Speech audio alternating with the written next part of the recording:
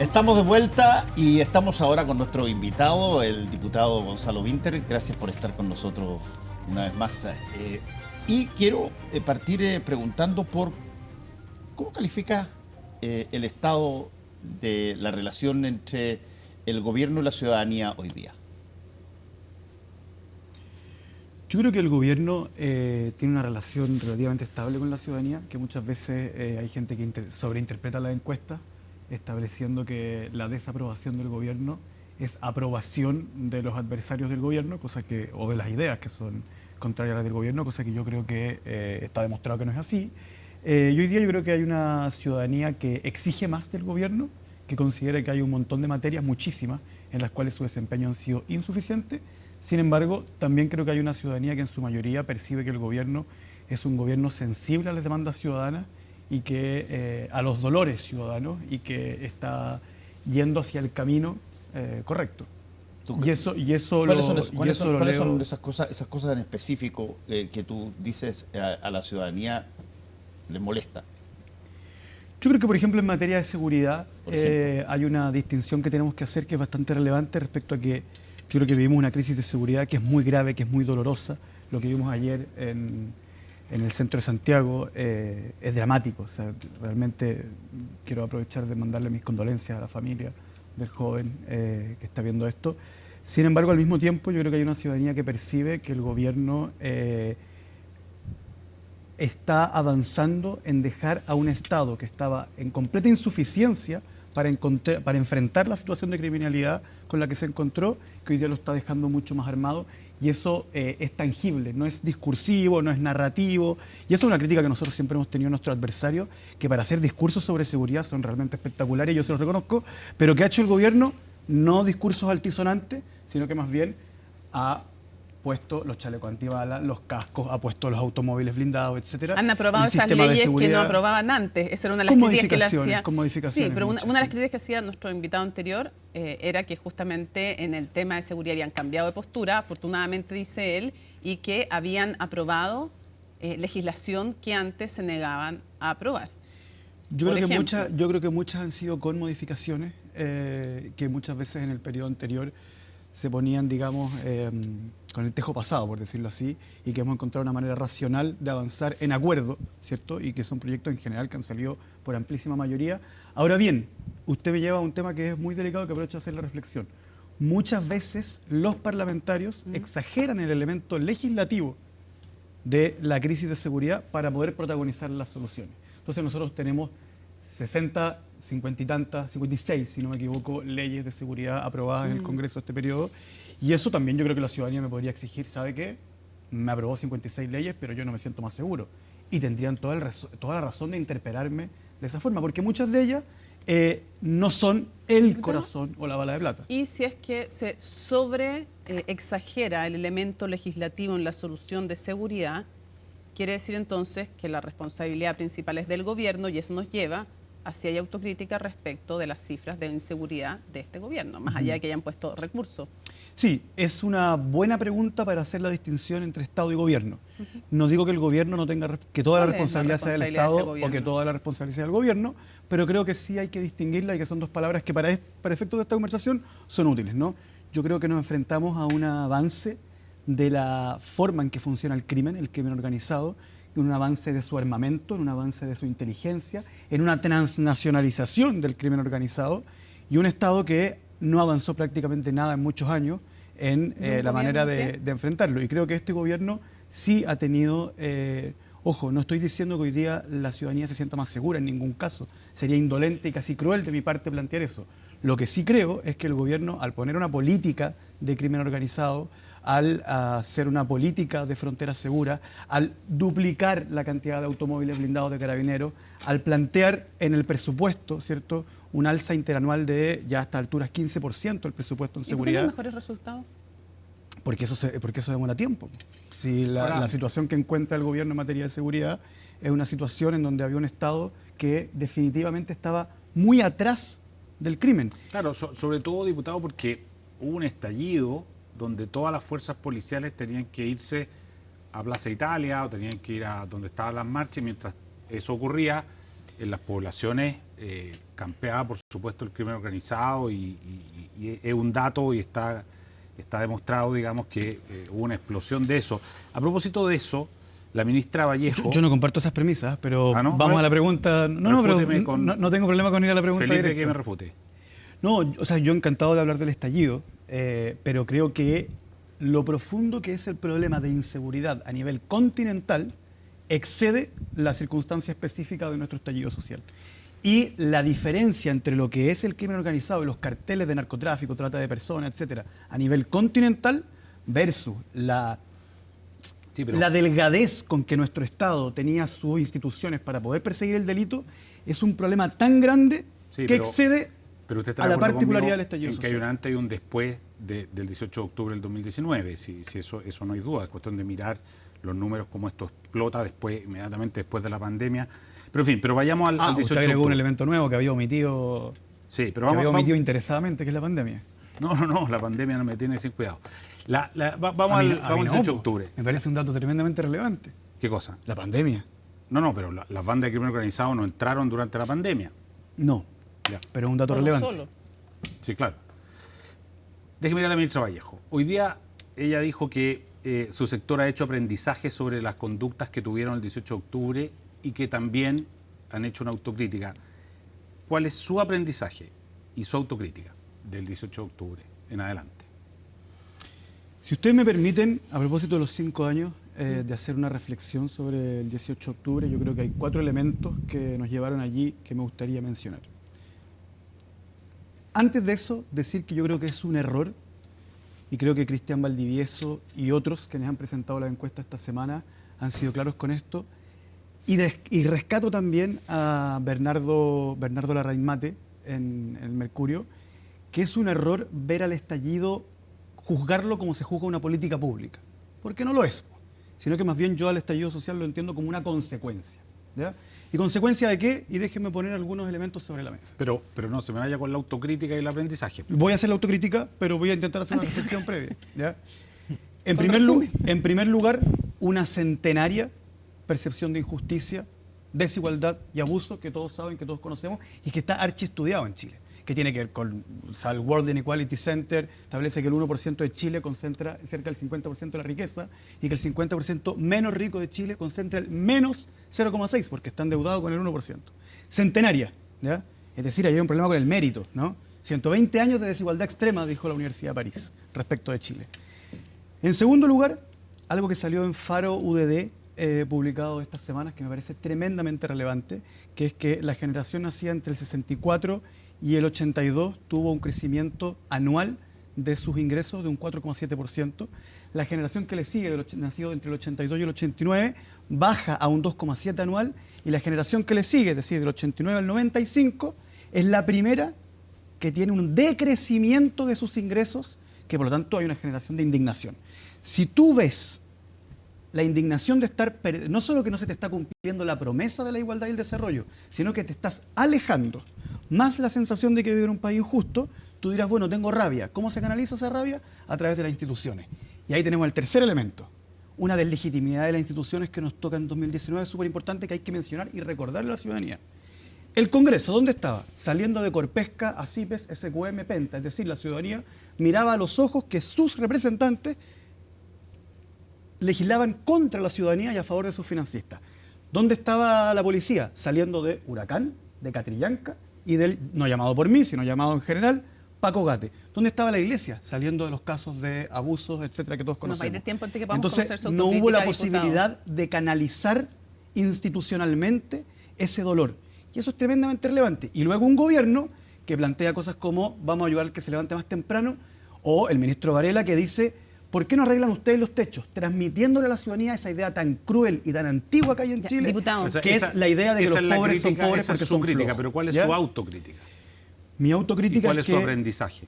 Mi aprendizaje es que yo creo que no debimos haber concurrido de manera más presta y más rápida a una circunstancia como el acuerdo del 15 de noviembre, que fue un encauzamiento pacífico y que es un hito refundacional, a mi juicio, para el Frente Amplio, porque es el momento en que el Frente Amplio dice, en este país hay gobiernos de derecha, hay gobiernos de izquierda, y nuestro rol es acudir a las soluciones y no solamente ser espejo de la rabia de la ciudadanía. No más rápido, sino que incluso recordar, el presidente de la República firmó contra la opinión de su partido. O sea, ni siquiera todos concurrieron, no es que no concurrieron rápido. Lo pasaron al Tribunal Supremo. Eso es más o menos cierto porque... No, que lo pasaron al Tribunal Supremo es claro, entero cierto. Claro, pero el resultado de esa situación es que lo proclaman candidato presidencial y que los que lo llevan al Tribunal Supremo se salen del partido. Y recordemos que pero el partido... esa es la consecuencia posterior. Claro, pero el Partido Común, el Partido Revolución Democrática y el presidente Boric sí firman el acuerdo. Pero la pregunta es... El actual Frente Amplio... Diputado, la pregunta que yo no quiero, haciendo yo no quiero sacar el poto a la jeringa. No, el actual Frente Amplio es el que concurre al acuerdo del 15 de noviembre. Está bien. Pero el actual Frente Amplio, ahí está buena la precisión. La pregunta también que le hacemos cuando le hacemos de la autocrítica, así como la hacíamos... Sí. A Alfredo Moreno le preguntábamos por la desigualdad y por las cosas que quedan olvidadas, que son parte de lo que generó el estallido. Pero a usted le preguntamos, la autocrítica, usted dice sí, concurrió antes a eso, ya. Pero también, ¿hay una autocrítica como ha hecho, por ejemplo, Paulina Boanoich, que dice que la izquierda no condenó con la suficiente fuerza y prontitud la violencia? Yo estaría de acuerdo con eso. Ahora sí lo puede desarrollar. Es que está... Perdón, es que tuve un... Si quiere le doy mi agua. No, porque me atoré con agua, entonces no... Entonces no le paso mi agua. Ok, usted dice, yo estaría de acuerdo con que no condenamos con suficiente fuerza y rapidez la violencia. Efectivamente, sí. Esto que usted dijo que la violencia había sido marginal en una entrevista, se arrepiente de haberlo dicho, ¿no? No, para nada. Lo que dije en esa entrevista lo sostengo con toda fuerza. ¿Que fue una cosa marginal la Lo violencia? que yo dije específicamente es que el número de personas que participó de manera pacífica que el número de personas que participó de manera violenta es marginal respecto del número de personas que participó de manera pacífica. Y alguien inventó que yo había dicho que la violencia eran costos marginales. El que dijo eso es un mentiroso del carajo. ¿Y por qué? Y no deberíamos ocupar tiempo en tolerancia cero para hacerle caso. Gonzalo, déjame hacerte una pregunta respecto de la esfera a la cual pertenece, que es el Congreso. Sí. Semanas atrás nos enteramos de sueldos millonarios del que gozan funcionarios del Senado. Sí. Hoy nos enteramos de boca del vicepresidente de la Cámara de Diputados, el diputado Aedo, que el mismo fenómeno existe en la Cámara de Diputados, en donde acá el guarismo ya no son 15, 16 millones de pesos, son 10 y son 20 funcionarios que tienen ese rango de sueldo. A mí esto me molesta y te voy a decir por qué. Me molesta porque esto refleja algo así como indolencia, indiferencia frente a la pregunta de cómo los chilenos podrán estar viéndonos a los diputados y senadores de la República cuando estos sueldos completamente descuadrados están a la vista y a paciencia de las chilenas y los chilenos. ¿Tú sabías de este rango de sueldo? De hecho, me sorprende, porque tú llevas en el segundo periodo, si mal no recuerdo. Sí. Y este es un fenómeno que yo no sé dónde, pero me imagino que algo tienen que hacer los senadores y diputados para fijar estas escalas de sueldo. Y a mí lo que me impresiona es que no hay ninguna pregunta de sentido común sobre si esto es razonable o no. No, yo creo que no es razonable, creo que debe ser cambiado y creo que hay una negligencia de parlamentarios como yo que sencillamente no lo sabían y que como parlamentario nunca me había hecho parte del área administrativa del Congreso y eso sí lo asumo como autocrítica con toda, varios senadores dijeron lo mismo, con toda claridad. Sí. Pero perdón, no me estoy excusando, sino que por el contrario, me estoy y eso significa, perdón, inculpando. ¿Eso significa que ahora se está haciendo otra cosa distinta? ¿Qué cosa? Yo en este momento no estoy participando de ninguna comisión al respecto, pero evidentemente que tenemos que hacer una transformación, porque esto estalló la semana pasada, que nos tocaron las acusaciones constitucionales, etcétera, y hay que llevarlo a régimen interno, que entiendo que es donde se ven estas cosas. Déjame hacerte ahora una pregunta ya no del Congreso, sino en tu calidad de frente amplista. Ajá. Desde hace ya varios meses volvió a instalarse en la política socialista, especialmente el socialismo democrático, en donde es algo más que el Partido Socialista eso, la pregunta por cómo retomar el impulso de la renovación. Sí. Lo cual es una muy buena pregunta. Me temo que todavía no está teniendo respuesta. Pero mi pregunta tiene que ver con el proyecto del Frente Amplio. En el estado actual de las cosas, tal como tú observas al mundo del socialismo democrático, que publicó un manifiesto, Carlos Minami ha publicado varias columnas sobre a ir hacia una segunda renovación socialista, tal vez una tercera, en fin. La pregunta que te hago es muy parecida a la que le hice a Alfredo Moreno respecto de su relación con esa otra derecha nueva que es el Partido Republicano. ¿Cómo ves? Es decir, no es que cómo lo veas, porque no es interesante esa pregunta. ¿En qué se diferencia el Frente Amplio hoy, con todo su aprendizaje, que es de lo que hablaba Eduardo, en qué se diferencia el Frente Amplio del socialismo democrático? Ok, buena pregunta. A ver, yo creo que hay que partir por un análisis histórico. Yo esto lo he dicho antes, creo que la historia, más que la filosofía, es la mejor de las herramientas para analizar la política. El Frente Amplio es un conglomerado que surge en un determinado momento histórico y que se sitúa desde ahí, ¿ya? Es un conglomerado que toma parte de una herencia que considera yacente de las luchas sociales de la izquierda chilena, en donde toma las luchas, bueno, del feminismo de las mujeres, la saga del salitre, la saga del carbón, etcétera, Recabarren y compañía, etcétera, la misma fundación del Partido Socialista, etcétera, etcétera, etcétera. Y que surge en un momento en que considera que dentro del mundo de la concertación se han colado, no de manera generalizada, pero sí se han colado muchas veces el interés empresarial, ¿ya? Y además tiene la percepción de que el mundo de la concertación, o esto ya más bien es una opinión mía, no del Frente Amplio, pero es una opinión mía, que el mundo de la concertación era una alianza entre socialistas, socialdemócratas y algunos nítidamente capitalistas no fascistas. Y que estaba muy bien que estuvieran en alianza con ellos, porque por el otro lado tenían neoliberales y neoliberales fascistas. ¿Quiénes son esos no fascistas capitalistas? Yo creo que había sectores de la democracia cristiana y del mundo del PPD que hoy día han ido saliendo propiamente tal de... Han formado han formado otros partidos y han ido saliendo. No es lo mismo el socialismo democrático de hoy día, el de Alfredo, que uno con Mariana Elwin, ¿cierto? Con Jimena Rincón o con Andrés Velasco. No es el mismo conglomerado, usted me encuentra razón. Y que por lo tanto tenía que haber un sector que pujara por otra cosa y que tuviera la justicia social en el centro. Yo ahí he hecho una autocrítica respecto de que creo que la prosperidad la tuvimos en la periferia de nuestra reflexión. No es que no estuviera, pero estaba en la periferia de nuestra reflexión por cuando la justicia social ocupaba un centro extremadamente relevante. ¿La prosperidad de los años de la concertación? No. El crecimiento. La pregunta de qué va a vivir Chile el año 2050. ¿Ya?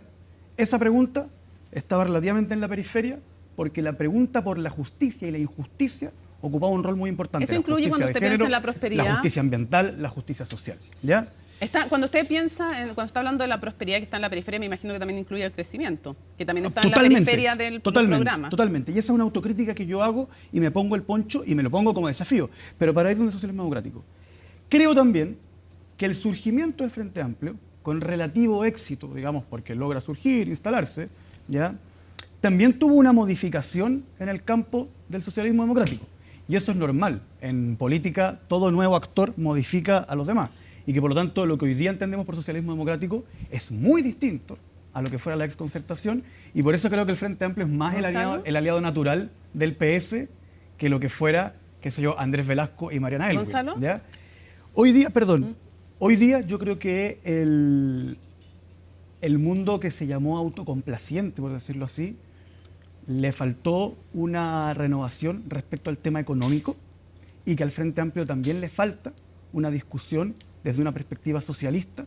Por lo tanto, puede ser que nos vayamos encontrando en aquellos vacíos que creo que ambos nos faltan. ¿Qué te parece ¿ya? que, por ejemplo... Y ahí para mí, para ir terminando, la idea de que el conocimiento es el cobre del siglo XXI, que es algo que plantea el presidente Boric siempre, es algo muy relevante para nosotros como Frente Amplio y que creo que nos falta desarrollarlo, pero que nosotros creemos que tiene que existir un Estado que sea capaz de tener un plan estratégico de desarrollo, y eso no significa que hoy día estamos en contra del plan estratégico del desarrollo del Estado de Chile, sino que más bien creemos que carece de aquel, como alguna vez lo tuvo con la Corfo, como lo tuvo Corea del Sur para desarrollarse, como lo tuvo Finlandia para desarrollarse, como lo tuvo Australia para desarrollarse. ¿Te parece a ti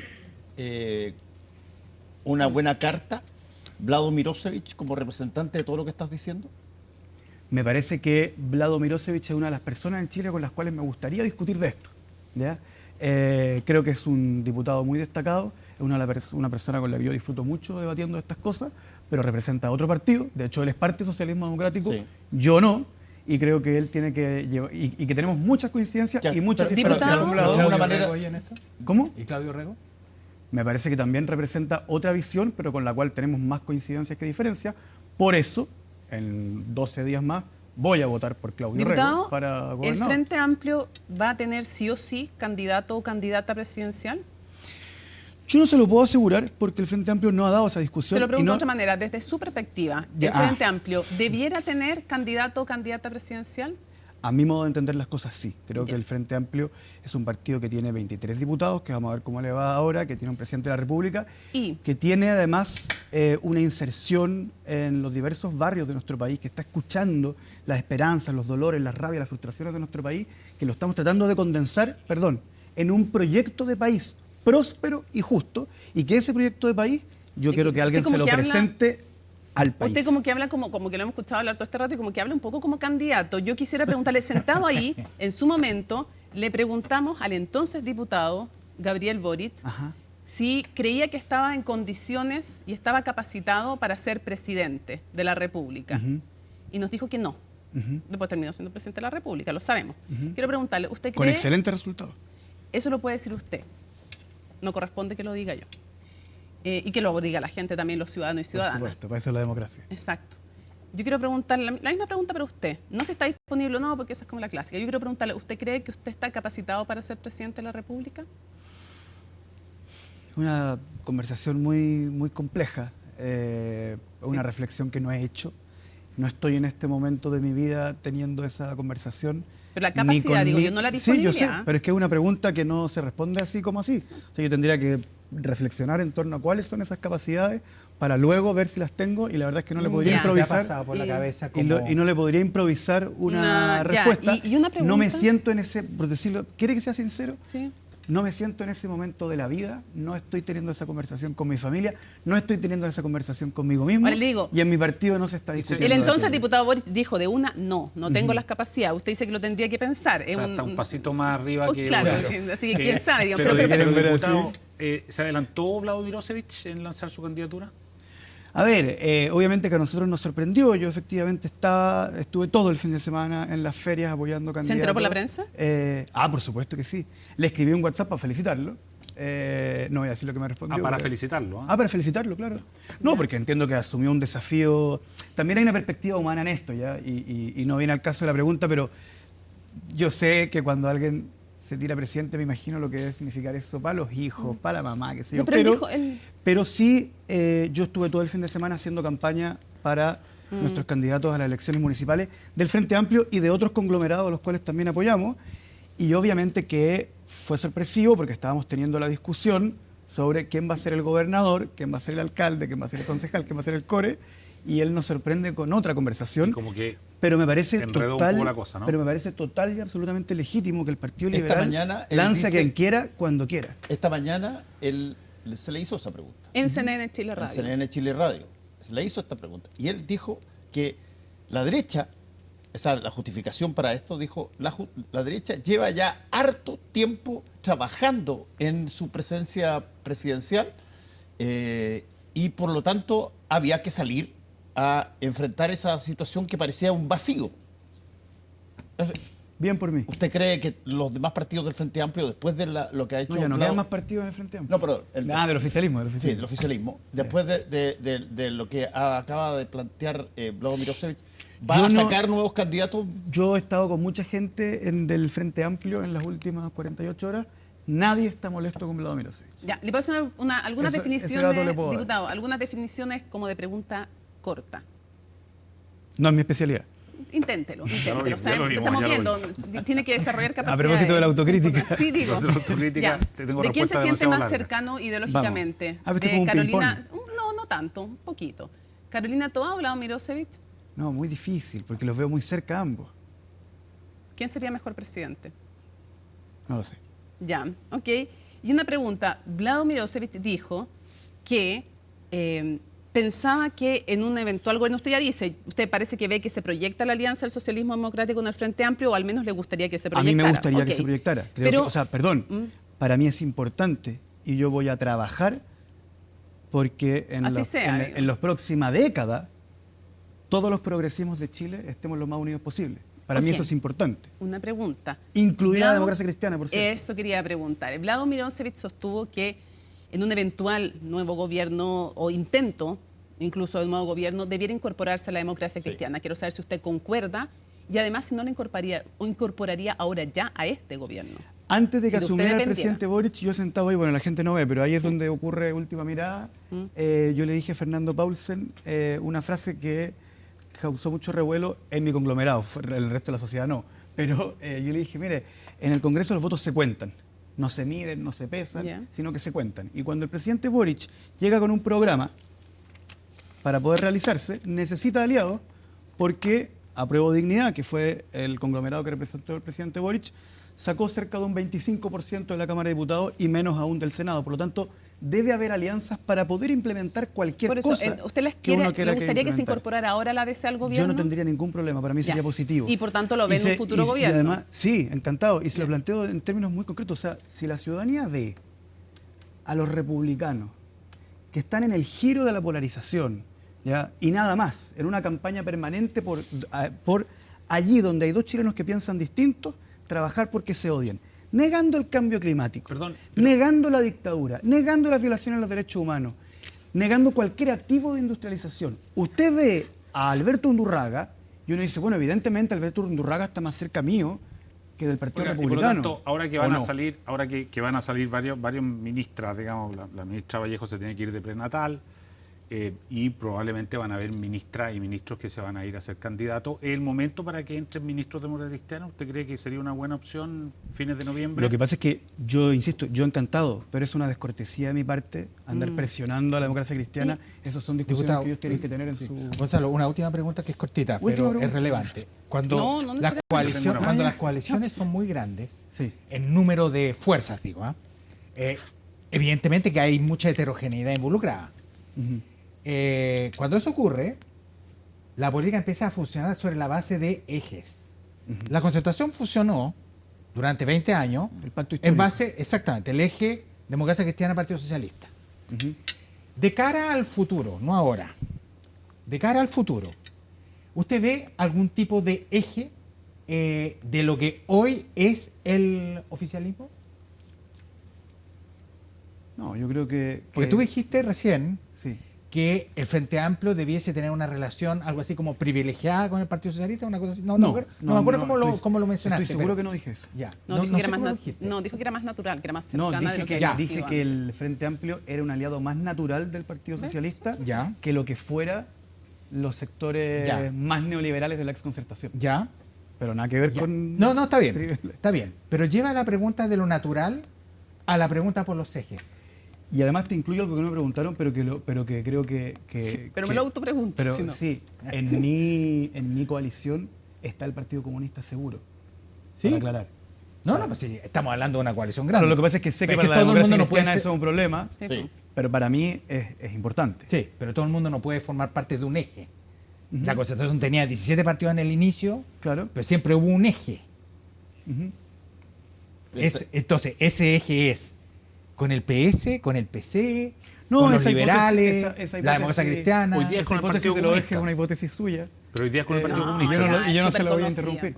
No, claro, pero respecto de la Concertación, no tengo una tesis sobre los ejes para la coalición que yo estoy proyectando. Antes eran Apruebo Dignidad. Sí. Oiga, entonces por eso que la pregunta tiene sentido, PC. Pero lo que pasa, Mónica, no es que yo haya roto mi alianza con el Partido Comunista. Lo que aquí pasó es que para mí no tenía mucho sentido que haya dos coaliciones para un mismo gobierno y yo pasé a ser parte de la coalición del presidente Boric. Ahora, el presidente Boric a Matilde Burgos, en un CNN íntimo, si mal no recuerdo, le dijo que el Frente Amplio y su partido estaban a la izquierda del PC. Y usted cuenta cómo ha ido cambiando también y evolucionando el Frente Amplio. Hoy día, ¿usted diría que el Frente Amplio está a la izquierda del PC o ya no? Yo creo que no. Ya no. Yo creo que el momento... Igual siempre esto es muy complejo de analizar qué significa, etcétera. Es su percepción. Pero yo tengo la impresión de que justamente es el estallido el momento en que los protagonistas de esa historia sentimos que había habido una... Brevemente, cambio. porque Un se cambio. nos va el tiempo, pero una pregunta. O sea, ¿Por qué- y por quiero qué ser muy votó- claro, Sí. porque interpretamos distinto el estallido. Con el PC. Sí. Y yo creo que con el tiempo hemos ido acercando las interpretaciones que hicimos del estallido, pero en su momento estuvimos en interpretaciones distintas. Por eso no firmaron el la Partido inmensa Comunista. mayoría del Frente Amplio firmó el acuerdo el 15 de Y el Partido noviembre Comunista se y quedó el fuera. Partido Comunista, por el contrario, nos dijo Oiga, cosas ¿por no qué muy votó- amables ese día, Eso. que ya están heridas ¿Por qué votó- completamente. ¿Por qué votó en contra de la posición constitucional contra Vivanco y Muñoz? Uy, muy orgulloso de mi voto en contra, por dos motivos fundamentales. El primero, me parece, como ha dicho Jorge Correa Sutil, una aberración jurídica que dos personas con dos hechos inconexos sean sometidos a la misma votación cuando tienen dos cuestiones previas, dos defensas, etcétera, que son de hecho contradictorias. Me parece que eso Ya, pero- no tiene ningún pero- sentido. pero un Y lo formalismo, porque el fondo es otra cosa. Y paso al fondo, es que son dos votaciones, y paso al fondo. Yo no conocía bien de qué se acusaba el ministro Muñoz antes de que se ingresara la O sea, acusación. Votó ¿ya? en contra para salvar a Muñoz. Es que, Aunque eso- usted lo pone en términos que yo no lo pondría, y como estoy respondiendo por mi voto, lo quiero poner con las palabras que yo lo diría. A ver. Yo leí el libelo acusatorio, ¿ya? Y el libelo acusatorio respecto al ministro Muñoz lo acusa de dos cosas. Uno, el tema de esta declaración de una dependiente de una empresa, en donde dice que a ella le dijeron algo en donde el ministro Muñoz habría incurrido en una falta. Pero si la hija De retiró ser- la oferta, o sea, de ella tuvo ser información cierto- privilegiada. Ya. La dependiente de esa empresa, con esa declaración, tuvo tremendas ganancias para esa empresa. Me parece que los hechos están del todo no acreditados. Yo no tengo idea si el juez Muñoz es probo o no es probo, si la historia es cierta o no es cierta. En el libelo acusatorio no hay nada acreditado y perdón, pero es que, Votó esto en es contra para- es que esto es súper importante. en favor del juez Muñoz. Es que esto es súper importante. No puede ser que la declaración de una persona constituya plena prueba en este país porque no funcionan así las instituciones. Y respecto de que la hija vivía en Italia, puede haber un reproche ético, pero ¿sabe cuál ley se vulneró? ¿Cuál norma se vulneró? Yo no tengo idea, porque en el nivel acusatorio no plantean qué norma. Entonces yo dije, ¿sabe qué? Y le voy a, y me entusiasma este tema porque mucha gente, los expertos en política, que siempre me retan a mí, me dicen, no puedes votar en contra porque te van a acusar de estar siendo parte de la trama de impunidad. Y dije, es que ¿sabéis qué? Llegó el momento de ponerse serio. Aquí yo no conozco al juez Muñoz, no tengo ninguna ni antipatía ni simpatía por el juez Muñoz, pero me leí el libro acusatorio. Sí. Y hay una persona que no se acreditaba la culpabilidad de nada. ¿Y cómo se llaman en Occidente, Eduardo, las personas que no son culpables? Usted lo sabe. Bueno, ¿Cómo se llaman? Dígalo usted. Las personas que no son culpables. inocentes. Eso es lo que dice digamos, Ok. nuestras instituciones. Te damos las gracias, Muchas gracias. Gonzalo Winter, por estar con nosotros hoy día una vez más. Muchas gracias. Gracias, diputado. Ya, diputado. Hacemos una pausa y volvemos con los